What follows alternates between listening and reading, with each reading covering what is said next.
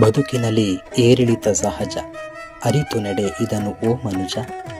ಬಿಡು ನೀನು ಅಡಿಗಡಿಗೆ ಸೋಲಿನ ಭಯ, ಸಾರ್ಥಕತೆಯ ಬದುಕೆ ನಿಜವಾದ ವಿಜಯ. ಸತ್ಯದೆ ನಡೆಯುವ ಬಾಳಿನ ಹಾದಿಯ, ಏರುವೆ ನೀನು ಯಶಸ್ಸಿನ ಗಾದಿಯ. ನೋವು ನಿರಾಸೆ ಕ್ಷಣಿಕವು ಇಲ್ಲಿ, ವಿಜಯವು ಖಚಿತ ನಮ್ಮ ಸಾಧನೆಯಲ್ಲಿ.